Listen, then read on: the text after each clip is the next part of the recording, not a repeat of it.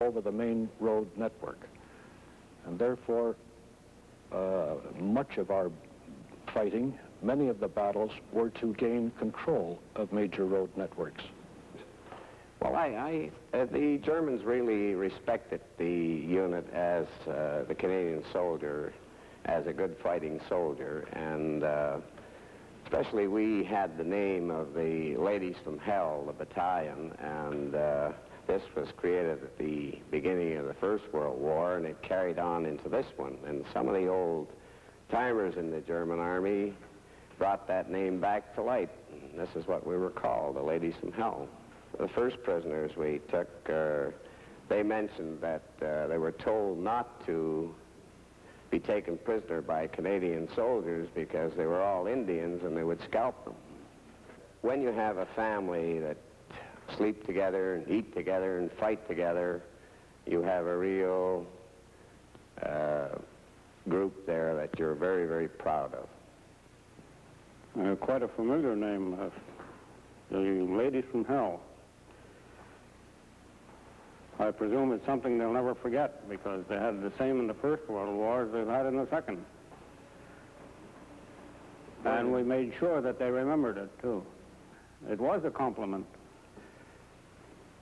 Though we weren't ferocious or anything like that, we were just the normal soldiers, but it gave us in a sense of pride that we were remembered by elements of the First World War.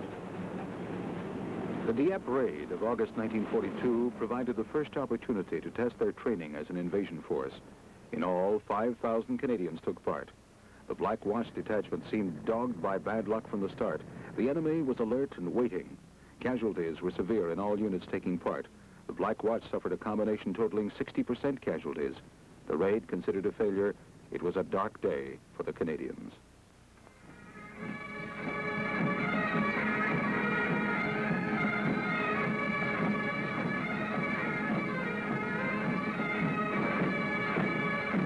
There would be another, brighter day at Dieppe. In September 1944, the Canadians had broken out of the beachhead. The 1st Battalion, Black Watch, re-entered Dieppe.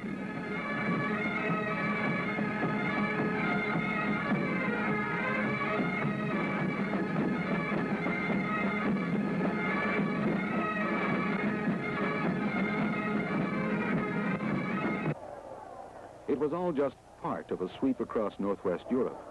But for Canada's Black Watch, the 3rd of September parade through Dieppe had a special significance.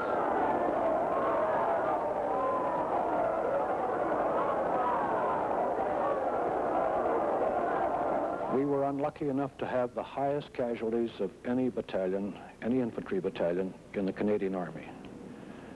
I think that's possibly because we were first in the Falaise battle. Later, we were in Holland, where casualties were very serious. Later, from Nijmegen to the Rhine, very costly effort in casualties. And finally, in some of the major cities of northern Holland, the casualties were very severe. You cannot dwell upon the friends who aren't here today that were here yesterday. An infantryman is the man who must achieve the objective with all the supporting arms and help from every other service, but he is the man who must eventually capture the town, seize the hill, cross the river, clear the forest. And his life is so active, his duties so continuous that fatalism doesn't become a problem. I think the privilege of commanding my own battalion at the end of the war and bringing it back to Bleury Street, the home of the regiment in Canada, was certainly the greatest day in my military life. It was fantastic in that we arrived at the old Bonaventure station. We had very severe casualties, as we have mentioned. We had almost a full battalion of officers and men who had served with this battalion waiting for us, drawn up in line at the station.